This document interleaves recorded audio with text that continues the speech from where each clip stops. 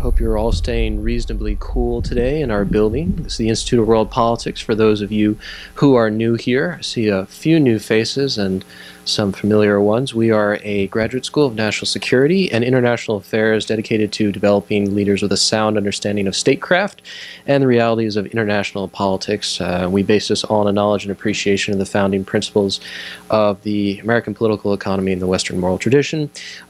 Is the sound level okay on the microphones? Can everyone hear well enough? Okay, great. Okay. Okay. Great. Well, I hope it does. I think it is.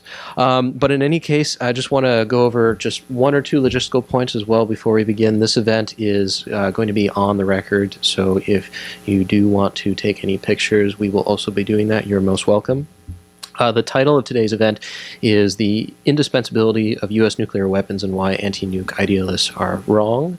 I will, of course, throw it over to the speaker before I get into anything pertaining to the title, but I do want to give you a brief introduction about who our distinguished speaker is today. And so this is Ms. Rebeccah Heinrichs. She is a fellow at the Hudson Institute, and she provides research and commentary on a range of national security issues and specializes in nuclear deterrence, missile defense, and counter-proliferation. And her work has been published in numerous different periodicals and news sources, including the Wall Street Journal, the Los Angeles Times, the Washington Times, and Investor's Business Daily. And she has a variety of other accolades, but I will save time and throw it over to you. And ma'am, thank you so much for coming to the Institute of World Politics today. How about we give our speaker a warm round of applause. Thank you very much.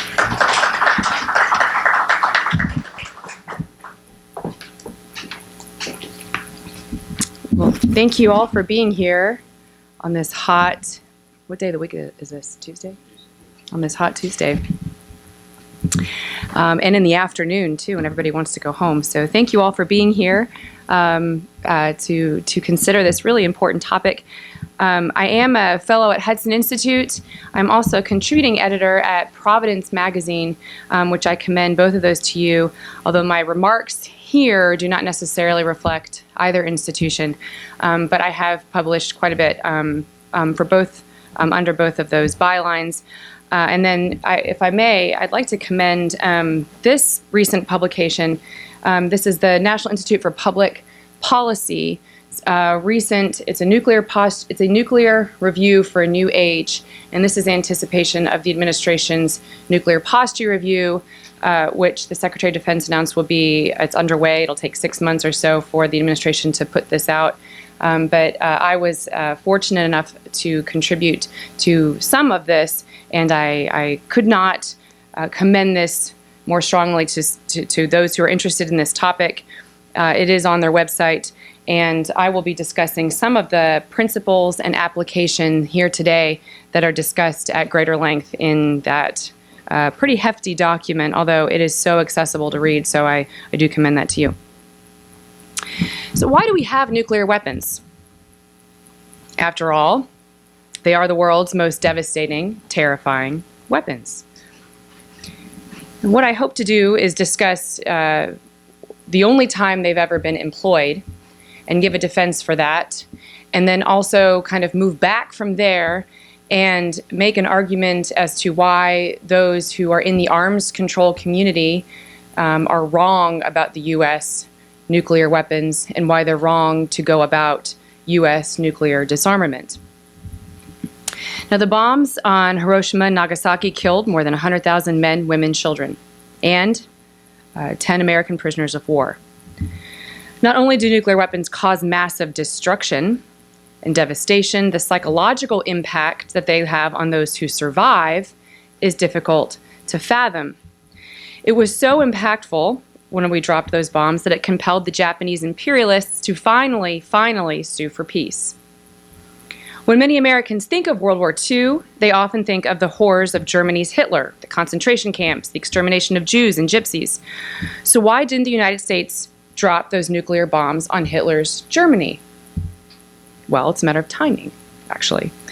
This is a question often asked by those implying that perhaps President Truman's decision to drop the nuclear bombs on Japan was motivated, at least in part, by some sort of racism underlying that reason.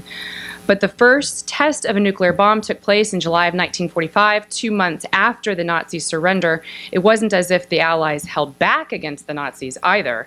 The Allied firebombing campaign against Dresden certainly provides evidence that if the Nazis had been on the offense rather than having thrown in the towel at the time that Truman was testing nuclear weapons, they could have been conceivably on the receiving end of the bomb. But it was not to be. Instead, it was the equally brutal and merciless Japanese imperialists who would be the one and only, so far, people to experience the horrors of a nuclear attack. President Obama, referring to those who died at Hiroshima, said, quote, "Those who died, they are like us," end quote. Oh, but they were very different than us in important ways. As David French reminded us in a piece for National Review, and I'm going to quote this, it's a little bit lengthy, but not too lengthy. He said, "But in remembering Hitler, we cannot forget Japan. Japan killed an estimated 14 million Chinese citizens in its invasion of China, and during the course of that invasion, its forces acted much like Hitler's SS, conducting mass-scale rapes, grotesque human experimentation, enslaving countless men, women, and children. Japan's rank-and-file military fought with a ferocity matched on the European theater of operations only by Hitler's most dedicated fanatics. Japan's troops fought to the last man.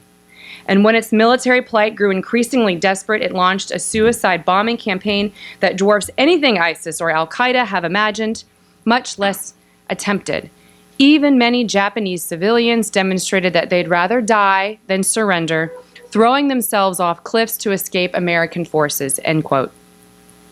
And not only did they throw themselves over cliffs, as Richard Franks' book entitled Downfall, The End of the Imperial Japanese Empire, I also commend that book to you if you're not yet convinced about the necessity of dropping the bomb at the time. I highly recommend this book.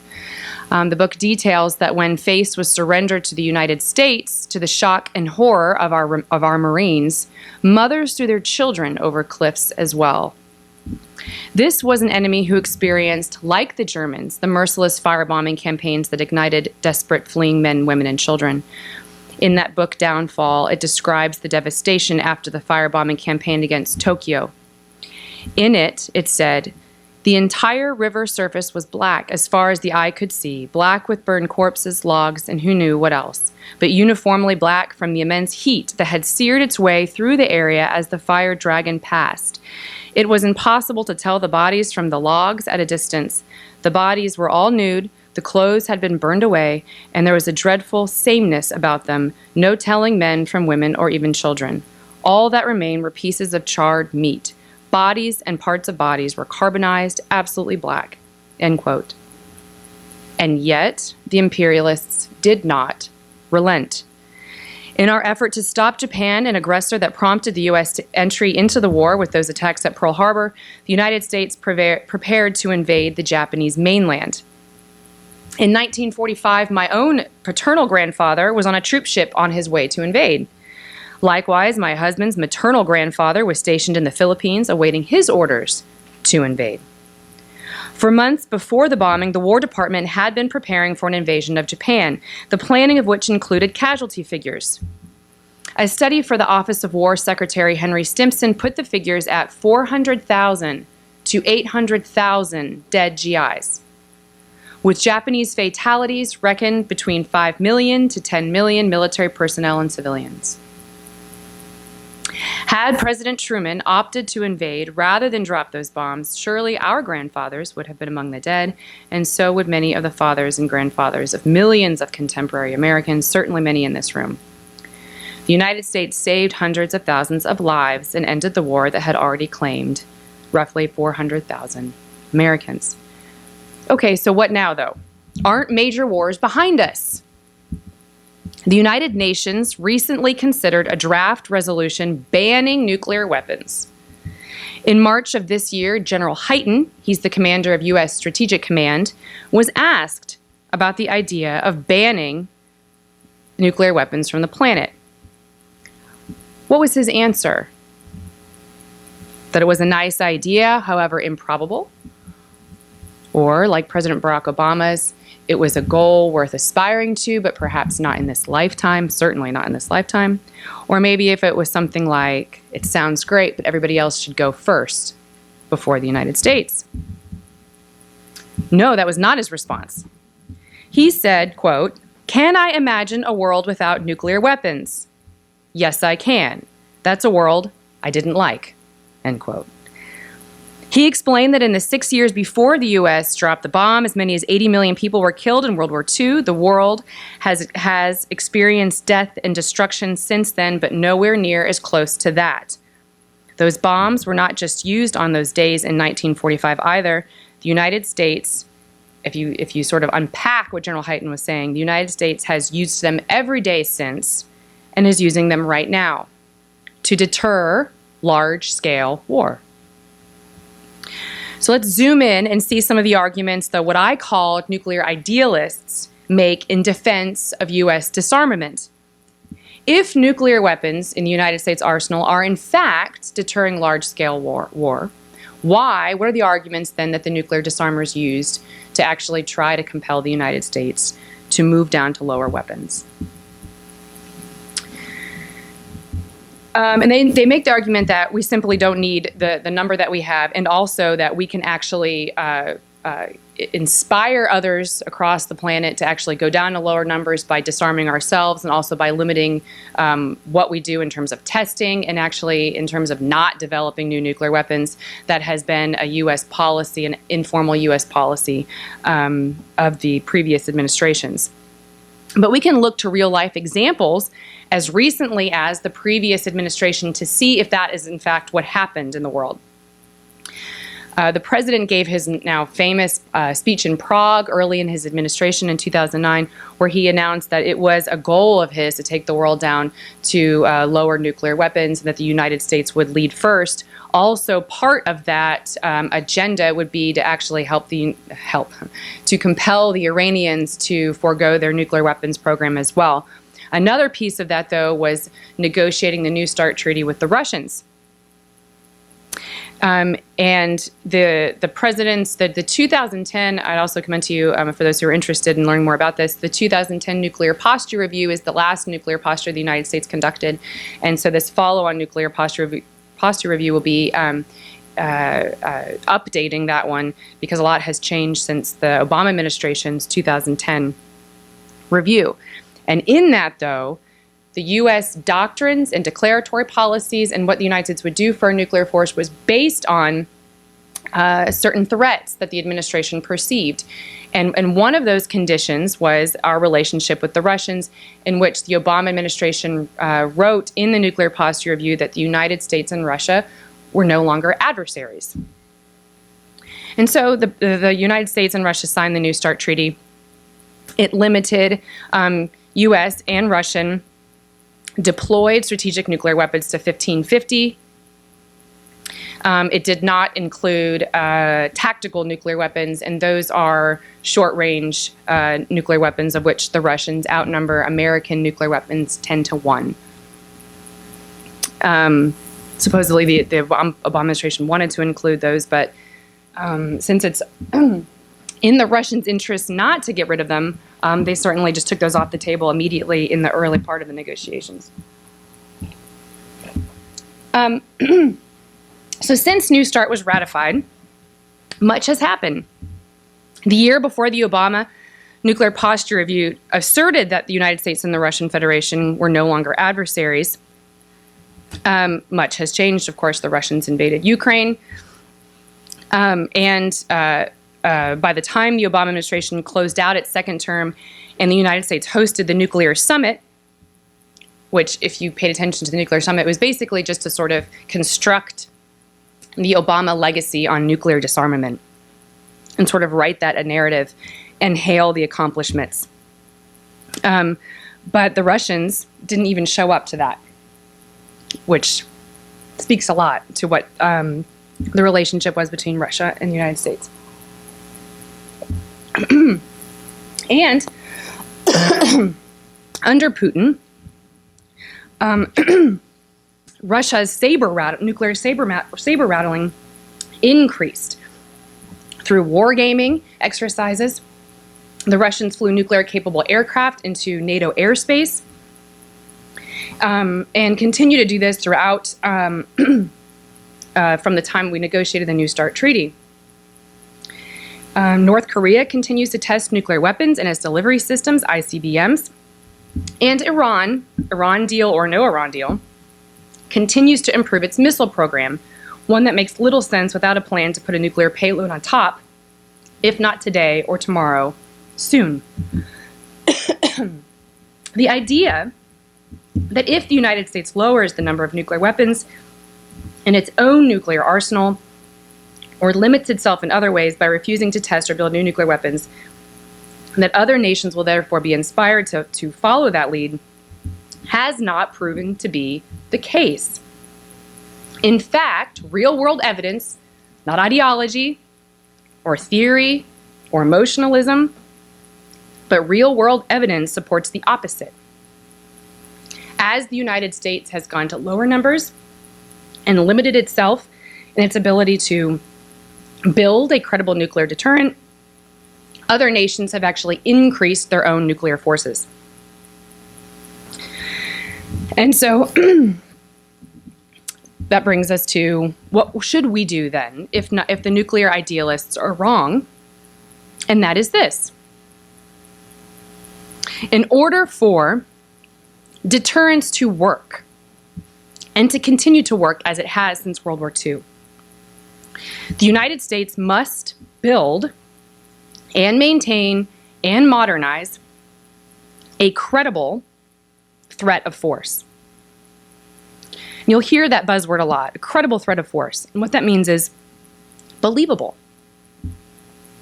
Believable to our enemies, believable to our would-be enemies, and if we are to provide a credible nuclear umbrella or assurance to our allies, a believable nuclear assurance to our allies. So if the United States threatens to wipe out all of Moscow, is that a credible threat? I would argue no, it's not a credible threat. We would not target civilians. It doesn't matter who's in the White House. Republican, Democrat, Barack Obama, Donald Trump. Nobody would believe that we would. So therefore, that is not a credible threat of force. So we need a spectrum of options to hold at risk a large menu of targets in a variety of countries. And if we intend to continue providing nuclear assurance to our allies in exchange for their living up to their promise not to develop or acquire nuclear weapons, we must provide credible assurances. And that means we must take into account what our allies consider for that nuclear assurance. If our allies are not satisfied with our promises to retaliate in their defense, should they be attacked with a nuclear weapon, they will be tempted to acquire their own nuclear capabilities. And do you see that then? It's sort of counterintuitive, and it's a little bit ironic that those who are most fervently in favor of taking the world down to zero nuclear weapons, their own policies that they have advocated have actually shown that as the United States has gone to lower numbers, and as the United States has actually shown that it's not as committed to, perhaps, nuclear modernization or nuclear sustainment, or that it lacks the will, perhaps, to actually make sure that our nuclear assurances are credible, that it's countries like South Korea and Japan that have talked about acquiring their own nuclear capabilities. Also, because of the Iran deal, there was some chatter in some of the media that Saudi Arabia then would be tempted to obtain its own nuclear capability should they believe that the Iranians could have a breakout capability of a nuclear weapon. So it is the disarmers or the nuclear idealists that have actually tempted global nuclear proliferation, not those who believe, like I do, that the United States should maintain a robust and credible and flexible nuclear deterrent. So what this means is that rather than beginning with the fantasy that the world is safer now and getting safer, and that the irrational belief that nuclear weapons are themselves inherently immoral, much like the Catholic Church and other mainstream Protestant churches have promoted, very recently, actually, they have continued to, and they have a. I don't want to characterize them unfairly, but there are different degrees to the extent that they advocate for the U.S. moving down to lower numbers. But I'll actually commend. I wrote an article on the morality of U.S. nuclear weapons in Providence's magazine, and I discussed the different denominations and the Catholic Church's position on that, and why I actually believe that those churches have actually been co-opted by the disarmers and the left, and that what is truly moral and compatible with traditional Christian just war theory is that the United States maintain a robust and strong, credible nuclear deterrent force. And so I'll just close with this, and then I hope to open it up to discussion, because I don't think I've said enough controversial or provocative things. And so I hope that I've stirred up some ideas or some conversation that we can kind of go back and forth a little bit. So again, just to reiterate, we should have a clear-eyed, realistic view of the world. We have a dynamic threat scenario in which there are multiple countries with nuclear weapons or want nuclear weapons. This is not the Cold War. It's not the United States and the Soviet Union. Therefore, the paradigm of mutually assured destruction between two countries no longer applies. Therefore, we must have a nuclear force that understands that and is suitable so the president has maximum options in dealing with very tailored and specific threats that have different regimes that care about different things. So we have to target something different in North Korea because it has to be something that the regime actually cares about. Does it care about its peasants that it starves? It does not. So we're not going to target them. We wouldn't anyway. But it wouldn't be a credible threat of force. And then the Russians, of course, have a variety of different military threats that we would hold at risk, as do the Chinese and the Iranians, just as an example. And our policies should reflect, not only should our nuclear force be structured to do this, but the U.S. Declaratory policies should also leave it clear that in the case, for instance, of the Russians that have threatened to use low-yield remember I talked about those tactical nuclear weapons, which the United States didn't include in the New START Treaty. The Russians have then threatened to employ those in response to a purely conventional non-nuclear attack in the NATO region in order to de-escalate a conventional conflict. I have argued that the United States should make clear that any nuclear weapon, regardless of how little a nuclear weapon is, would be considered just a nuclear weapon, and we would respond accordingly. So we should make it clear through our declaratory responses, but also leaving enough room so that the United States is not hamstrung by what it can and cannot use in response to some of these threats. But then again, our nuclear force is also wearing, it's aging, and to the Obama administration's credit, it did do a pretty good job of putting nuclear modernization funds there, but we need to see that through and make sure the funds get appropriated and used, and that our current programs of record are finally modernized and sustained, and that particular capabilities that need to be replaced are also replaced.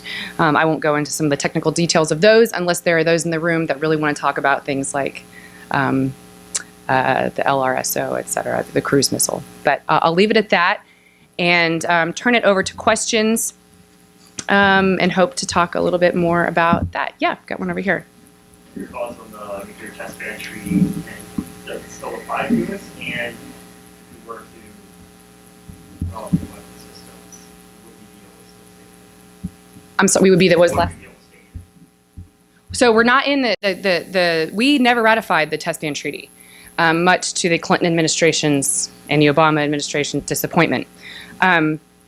That is very wise. I would, if I could give credit to Senator John Kyle from Arizona, retired recently. Well, retired, I guess it's been 5 years ago, 6 years. He and a bunch of other very wise senators really kept the United States off that treaty. But to the credit of the bipartisan Senate, it was soundly defeated, soundly rejected. So we never did ratify that. And the idea, of course, is that we cannot test on our own. If our labs deem it unnecessary to test, we don't have to test, and we haven't since the 90s. It was H.W. Bush that actually imposed that self-limiting ban on ourselves. So there's no reason for us to be bound by a treaty. We can just not test. Other other nations, like for instance, the nations that are eager for the United States to be party to that treaty are nations who have it in their interest for the United States not to test, but they themselves are rumored to be testing anyway. So the Russians now, are supposedly abiding by that treaty, and yet there is still plenty of evidence that their definition of zero yield is actually higher than zero. So my recommendation has long been there is nothing, I can't imagine this administration being party to that treaty. To its credit, it does not serve U.S. interests, and we need to have the flexibility if we do need to resume testing, that we do have that ability. But so far, none of the lab directors have advised that as something that we need to do. Yes, sir. So just because the lab directors don't suggest it, I mean, they're probably very aware of the political situation. To me, that is not persuasive. I've listened to a lot of these kind of presentations, people who know a lot about this, and it seems like our nuclear stockpile is aging, it hasn't been tested, and they don't really know if it's any good any longer. So if you don't know what percentage is still good, you're going to go into war like that? Give me a break. I don't get that. I think we need to test. That might be the case, and we should have that debate. I'm not opposed to testing if we need to test. But the people who are in charge of our nuclear forces are the ones that have to make that argument. It's not going to be it will ultimately be a political decision to do so if we need to.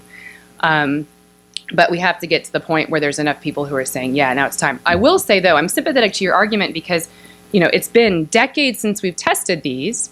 They've all been, it's through modeling and computer, programs that we even know anything about them. And those who were actually there the last time we tested are now aging out themselves. And so we have a bunch of young people at the labs who don't even know anything about testing. So it is very likely, and to my mind, that plausible that at some point the United States would need to resume testing. Another reason just to stay off the treaty, stay out of the treaty. But I'm sympathetic. I'm sympathetic to your argument. Yes, sir.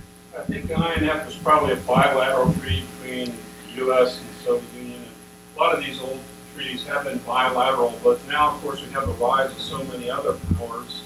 And I'm wondering if just what any kind of new treaty would be like, and whether we should just consider nuclear or somehow weave in chemical, biological, geothermal, any number of these dangerous weapons that in their own way could be just as dangerous. Do you see any future in deals? Because unless we have a really good deal maker, as our president, where it seems like any deal is bad. You're exactly right. Of course, the INF treaty, for those who aren't familiar, is the only treaty that actually abolished an entire class of nuclear weapons, and that was negotiated by President Reagan. And but the Russians have been found in violation of the INF treaty. They are currently in violation of the INF treaty. The United States and the Russian Federation are still party to that treaty, even though the Russians have been found in violation of that treaty. What's especially troubling to me, troubling is an understatement, is that the Obama administration negotiated the New START treaty, and the timeline is a little bit fuzzy, but if you really press into it, it certainly looks as though the Obama administration understood that the Russians were in violation of the INF treaty when they pushed it speedily through the U.S. Senate, to which I would say that was stupid. Why would the United States sign on to another arms control treaty with a country party to a treaty, another arms control treaty, in which they are in violation? And why would you think that they would follow the next treaty if they were not following the previous treaty? So this is a problem that the Obama administration handed over to the incoming Trump administration, of which they are very well aware and are having to take that into consideration as they deal with the Russians. But to your question, yet many of these treaties, this is why This is why George Washington, in his farewell address, warned our new country to be wary of treaties, of permanent treaties, because there is a dynamic threat environment and heads of regimes change, and the threat environment changes, and you want the United States to be able to act in the interest of its own citizens. And so China, for instance, is the new rising power, nuclear power. So that you have to consider, if you're just going to have the United States and Russia negotiating these arms control treaties, what about these other countries in which they are very that they are paying attention to with great interest in how we negotiate them. So all that to say is, do I foresee the United States becoming party to any of these treaties? I would say I have a very hard time seeing this administration with the current heads of the regimes that we're dealing with, finding any particular treaty satisfactory in terms of actually pushing forward for U.S. interests on the nuclear front, certainly.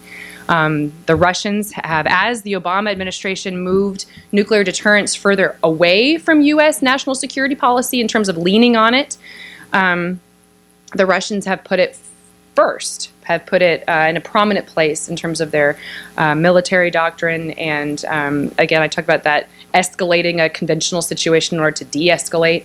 That idea of using nuclear weapons first in a conventional conflict, of modernizing. I mean, when the United States talks about modernizing our nuclear weapons, we're talking about patching what we've got together. We're talking about making these legacy old systems work. We're not talking about new nuclear weapons. We've actually put that we've put that own limitation on ourselves. When the Russians talk about nuclear modernization, they're talking about things like MIRVing, putting multiple reentry vehicles on their ICBMs that are very, very difficult for the United States to deal with should they launch one at us. In fact, we do not have a U.S. missile defense system that is geared towards handling the Russian offensive missile force.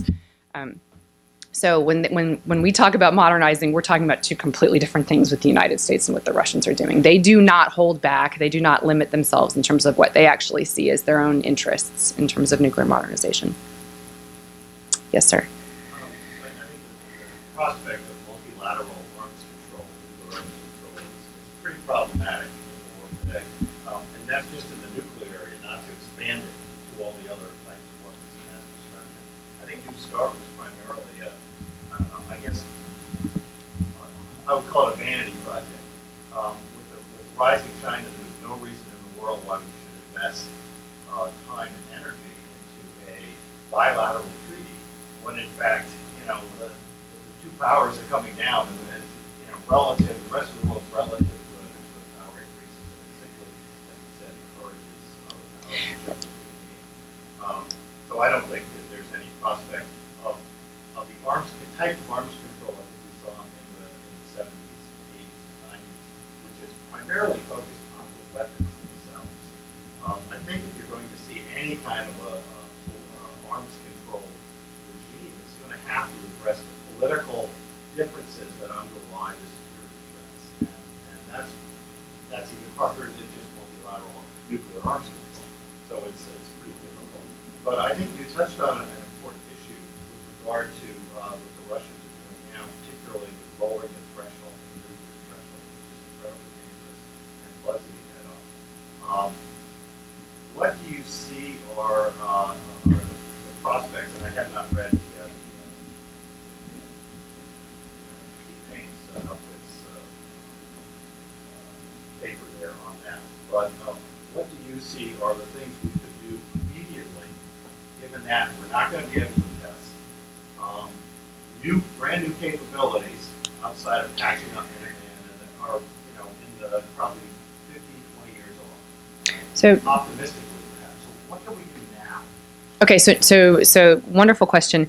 And what I have argued is we have got to shore up our credibility. I mean, we have, the entire world has watched the United States sort of do this European thing, what many of our NATO allies have done, which is shown just an allergy to nuclear weapons, to the point where that's where you have the South Koreans and the Japanese talk about domestically the possibility of acquiring their own nuclear weapons.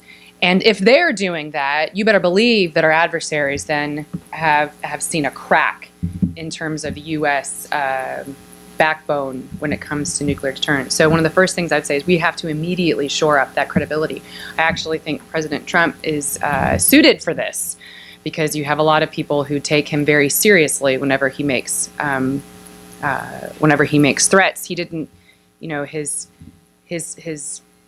he did not grow up in the Washington political ideological school of thinking, to put it mildly.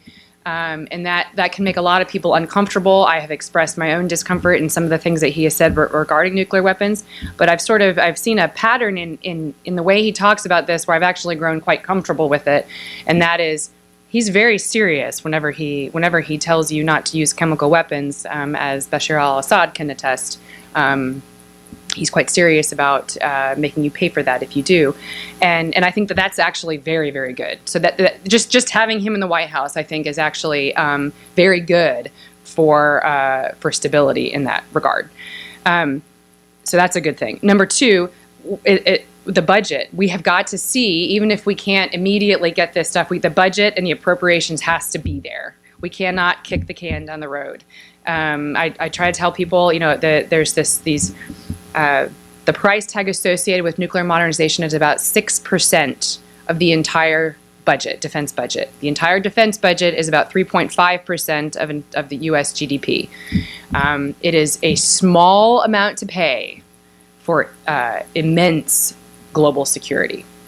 So that has got to be there, and that will be a very good thing. The other thing that I would say is we can forward deploy some of these things that we have chosen not to in the European theater.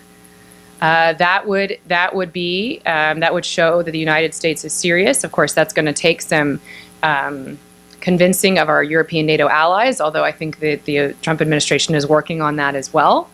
But forward deployed for some of this stuff. And then our wargaming. The Russians have been wargaming, nuclear wargaming. We've done some of that, a little bit of it. We could do a little bit more of that. I know that would be of great assurance to, for instance, the Poles and the Baltic countries. So that's something else that we can do too. And then, the people forget sometimes this. In Washington, D.C., we get really wonky and we start discussing these American documents that we think, we sort of forget that the rest of the world is reading them too. These are political documents. They communicate a lot to our allies and to our adversaries. And so, though I think that there was a lot of good in the Obama administration's NPR, I try to remind people, the Obama administration wanted to do, they wanted to take U.S. nuclear weapons down by another third after negotiating the New START treaty. This was an administration ideologically committed to hamstringing the United States to the best of its ability while it held office, and it was unable to do so to a great degree because of the threat that it just sort of was mugged by, the reality, when Russia invaded Ukraine, and also because of the strong bipartisan consensus that still remains in the U.S. Senate. So, for instance, the nuclear triad that was much discussed in the Republican debate, or I guess it was the presidential debates. I think it was the Republican debate. I don't know if it was between the president, now president, and former Secretary of State Hillary Clinton, but the question was asked about the triad, the three legs of the nuclear triad. The arms control folks, the nuclear idealists, have been wanting to get rid of that land-based leg of the triad. This administration, if it was going to be done, it could have been done. The ICBM leg of the triad is aging out. We either have to replace it or not have it, because the current one we have is old. And it made its way into it was recommitted in the Obama nuclear posture review. So that's something that was supported. And there's other things about not swearing off no first use. That the United States, the arms control people wanted the United States to promise that we would never be the ones to use nuclear weapons first. But it has long been American policy to have a policy of strategic ambiguity, which is say we're not going to say, because we don't want to tempt a power like Russia to use a massive conventional force because it thinks it can get away with it. Then we're not going to respond in other ways. And so we kept swearing off no first use.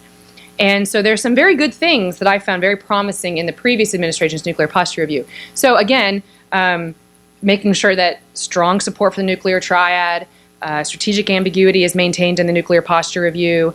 I suspect there's going to be a very different laying out of the global threat than what the previous NPR would be. That will speak volumes in terms of letting our adversaries know they're on notice and letting our allies know that we're there in terms of committing assurance. So that document, I think, is just crucial.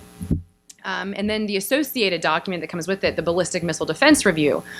I do nuclear deterrent policy, but I also do ballistic missile defense policy. And one of the things that I have continued to advocate is as for this current day and age, where we have multiple nuclear powers that are marrying nuclear technology with ballistic missile technology. This is why I had such a problem with the Iran deal. You leave aside all of the whether or not you can it's verifiable and that you can really hold the Iranians to account, and the fact that we've allowed them to enrich at all, which long U.S. policy has been we're not going to allow the Iranians to enrich uranium at all. Putting all of that aside, we totally carved out an exception for ballistic missiles. So the Iranians are not in violation of the JCPOA, that's the Iran deal, if they test, and they have been testing, ballistic missiles. They're in violation of U.S. sanctions. They're not in violation of the Iran deal. And those missiles are the delivery systems for nuclear weapons. So we have got to include missile defense as part of our overall strategic deterrent policy. It cannot just be nuclear weapons. It cannot just be conventional offensive weapons. It has to be a mix of conventional offensive weapons, missile defense, as well as nuclear deterrent capabilities. And so the other thing that I would say to get to your point is we have held back since Ronald Reagan gave his SDI speech in terms of building a missile defense system. President Bush withdrew the United States from the ABM Treaty in 2002, which allowed the United States to build and deploy a missile defense system. We've made great progress. We've got a long way to go. But in this last National Defense Authorization Act by Congress, it amended U.S. law so that it is no longer U.S. law to only build a limited missile defense system to defend against rogue states like North Korea and Iran. It's struck limited, so now the United States can feel free. It could always do this because the limited it didn't prohibit the United States from building a robust missile defense system, but it was interpreted in a way to only build a limited missile defense system. We can now, the sky is quite literally the limit. I have long argued that the United States should be building another layer, a sensor layer and a kill layer in space that would give the United States the best vantage point for seeing and intercepting missiles regardless of the territory from which they are launched. So all of these things I think would do wonders for shoring up U.S. credibility. The world has become a lot more unstable in the last 8 years because of the policies of the disarmament agenda, I would argue. Let me see if there's another question over here, and then I'll come back to you. Do you have a question? Okay, no question? Okay. I was going to say, when I asked about near-term things that we can do, we are not prohibited under treaty to rebirth our system. We downloaded Minuteman 1, we phased out DMX years ago. But in terms of near-term, if you want to boost the capability, I'm not sure numbers really matter as much as the modernization of the basic system. But there are things we could do. And the same thing with the SLBF. We downloaded we offloaded the warhead to this. The cut argument would be, well, you're just going to make the rubble bounce. But the issue is to send the signal to the other side that we are in fact serious about this. And that is a relatively cheap way to do it. And the warheads are still there. We didn't get rid of the warheads. So, and I'm not sure whether that's addressed in that document. The point there would be, and I can tell you with 100% certainty that the arms control community would say that's so destabilizing. Of course, the response to that is the Russians are already moving. They're already moving. So I don't know enough about what I have not participated in a war game to see what that would look like, but I certainly don't think that we should be prohibited from doing anything from some sort of theoretical or ideological opposition to it if the real world situation and that evidence shows us that it would in fact check the Russians. There are some really easy things that that Secretary Mattis was asked about during his confirmation hearing, and that's the new cruise missile. That would communicate some seriousness on the part of the United States vis-a-vis Russia. The arms control folks have said that they don't want that new cruise missile because the new cruise missile, what makes it really great is that it has this lower yield capability that would enable the United States to get it where it wants to go with their lower yield capability. It provides the United States with more options. What the arms control or the nuclear idealists would say, what they have said, but that makes it much more likely that the United States would employ it. To which I would say, well, yes, which would make us not have to employ it. You want a credible threat of force. If we only keep big dumb bombs, then it's much less likely that the United States would employ them, and the Russians know that, and the Chinese know that, and the Iranians know that, and the North Koreans know that. So what you want is a wide spectrum of flexible options so that the United States has that. This idea that the United States should seek to limit itself is totally alien to my way of thinking in terms of what the United States government is required to do under the U.S. Constitution to protect its own people. That is a foreign way of thinking about American national security policy that is anathema to how the founders understood what the United States should be doing. Yeah. So, kind of changing the topic back to treaties, the Aerospace Treaty of 1967, going back to testing, what do you think that the role of that is in current U.S. interests? I know we are not signatory to the test ban, but is this relevant? Is it helpful? You mentioned the sensor layer, and of course this is far out, and now we have a private space industry in the U.S. that is fairly robust. There's been talk for decades of even doing this. So, for research, for testing, what do you think the OST is? It so relevant? So the Outer Space Treaty prohibits the use of WMDs in space. Right. But define that. As tools, right? But we'll see. But define that. Is a sensor layer in space a weapon of mass destruction? I would argue no. It's a sensor layer. Is an ICBM that travels through the exoatmosphere a WMD, and is it in space? I would say yes. Is the Chinese employment of an anti-satellite weapon that went up into space and destroyed a satellite and spewed tens of thousands of debris, a space weapon? It's mass destruction, and they're the ones that used it, and so I would argue that space has long been weaponized. I would agree. So space has long been weaponized. So putting that aside, though, I would argue that the policies that I'm advocating for we already have satellites in space to help us see when missiles are launched. What we don't have is we have technical capabilities that we are not using, that we could put in space that would enable the United States to have what's called birth to death tracking of missiles. So right now, what we can see is based on our radar that is on land and on sea, and the limited capability we have in space, we get snapshots of missiles as they are prepared and launched. What I want us to have is birth to death tracking, so we can see it anywhere on the globe, and that we're able to know where it's going. That would enable the United States to have more control over the situation, to try to de-escalate a situation. We can see where that missile is going.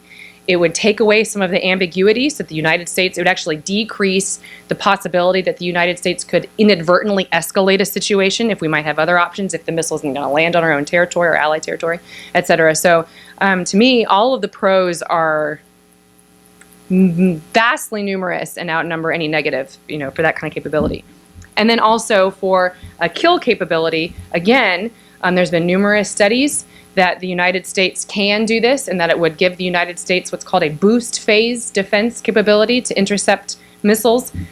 as they're boosting, because once a missile has passed boosting and is in its mid-course and terminal phase of flight, then you're talking about, well, not only are you talking about you've got a much less time to intercept the missile down here if it's, once it's falling on your own territory, but you have countermeasures and decoys that are very difficult to intercept.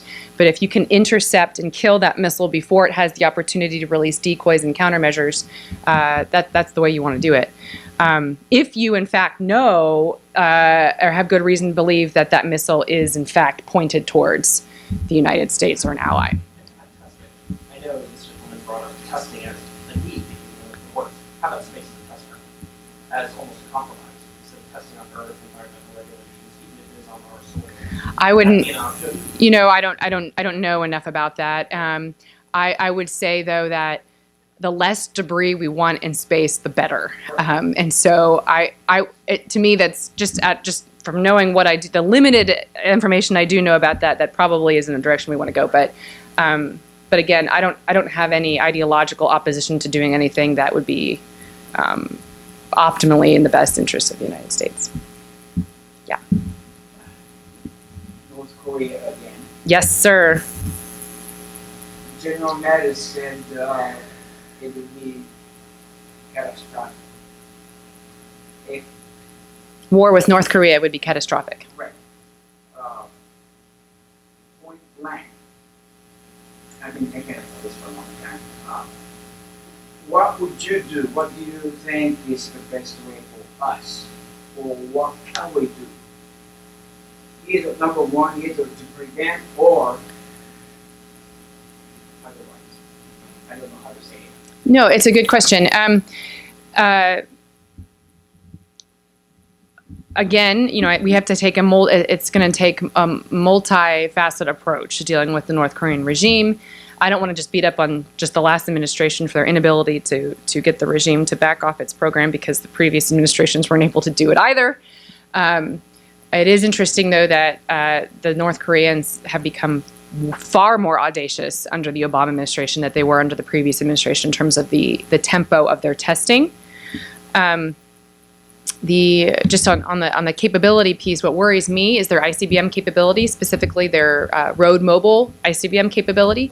And the reason, anytime you see in the news they talk about a KN-08 or the mobile missile system, the reason that's especially scary is because they can roll that out and pop one off at a much shorter notice than whenever they're doing it on a stationary launch pad, when we can actually see what they're doing, and we can see them preparing. And they can also get it much closer to their shore, so they can get it deeper into the continental United States. The previous Northern Command commanders have testified that through modeling, we believe that the North Koreans could have the capability to hit the United States with an ICBM should they desire to do that. However, doing so would be unreliable. And what that means is they might not be able to get it exactly where they want it, but a missile in Kansas is a pretty bad day for the United States. Doesn't have to be in New York City. And then you also have that concern as well. It doesn't have to be accurate, and the fact that they've already successfully launched satellite launches means that they would be able to launch an ICBM. We believe that they could likely do it. The technical piece that they have not proven is getting the reentry vehicle to actually come back down into the atmosphere. So back to your question, what do? We have to have the Chinese. We have to have the Chinese help us pressure the North Koreans. I know to which you say, well, good luck, because it's never going to happen. But I will say this, that it is not in the Chinese interest to totally stop the North Koreans. It's not going to be, it hasn't been. But it would be in the Chinese interest to get the North Koreans to stop, at least set back its missile and nuclear program if it means other bad things economically for the Chinese. I have actually been fairly impressed with so far the progress that the United States has made. The Chinese, to me, what it looks like to me, are paying much more closer attention to what the United States is saying and doing than what they did previously. You hear a lot of the commentary in the national security field out in Washington talking about what a disaster this administration is for the rest of the world, knowing, that no one knows what we're thinking or doing, and so therefore it's creating an unstable situation. I would argue the opposite is very, very true. I think I think that the Chinese have taken notice, and if there ever was a time in recent history in which they really don't want the North Koreans to be launching a nuclear weapon, it would be now. And you should never depend on the Chinese. I would just say that's one of the approaches. I also think we shouldn't take anything off the table. I don't think this administration has, in terms of willingness to actually use force to destroy their weapon systems that they have. And then our missile defense system. We just had a really great, successful intercept test for the ground-based mid-course defense system. That's the element of the missile defense system that we have. It's the only system we have that protects the United States from long-range ballistic missiles. The most recent test we had intercepted our first ICBM-class target we've ever done that. And that was a direct hit. We nailed that thing. That's great. Not only because it shows that we do have the capability, but it communicates to the North Koreans that they might not be able to get one of these things off. I don't know if you saw the news too. The North Koreans just released our college student that they had been holding hostage. That's all I know. I just exhausted all the information to know about that. But what that does tell me is this administration is putting a lot of pressure in some way, shape, or form on the North Koreans, because the North Koreans have had no. It has not been in their interest to release any of the American prisoners up until. Nations do not act out of goodwill, and that sounds like something that it should be an obvious statement. But I feel like we have to go back to basic principles now. Human beings, regimes are run by human beings. These are not just inanimate objects here. The North Korean regime is ruled by individuals within the regime, and they are not acting out of the goodwill of their hearts. And they're not acting because they want to see, they want to follow the lead of the United States. They're acting in their own interests. And so the United States, as led by President Trump, has made it in the North Koreans' interests, as they perceive it, to give us back one of our Americans. To me, that is a wonderful thing, and that is greatly encouraging. I'm beginning to think that Japan should come up with of their own defensive system or nuclear? That is not. I still believe that they should not, because I believe that since World War II, the United States has maintained stability by offering this nuclear umbrella. What I would like to see is the U.S.-Japan alliance become stronger than it ever has. It's showing we're moving in that direction. And what I would like to see is the Japanese much more confident in the U.S. Nuclear umbrella assurances that we have provided them. Although I do understand why there is chatter within the Japanese population that perhaps it's time that the United States should, or that the Japanese should not count on the United States. I would hate to see that happen for stability's sake. I do think that the U.S. and Japan, the SM-32A is a ballistic missile defense system that the United States will be testing very soon. That's our cooperative missile defense system we have with the Japanese. I'd like to see it. We've already had a successful test of that. I'd like to see another one here coming up. That would also be great for deterrent purposes. And I do see that the United States and Japan and South Korea are moving more towards a missile defense partnership that I think could lead to an architecture that would be very good for the modern threat of North Korea. That should certainly be part of that. I'm going to have to close out there. I'm sorry we have run out of time, but thank you so much for coming out on this hot day.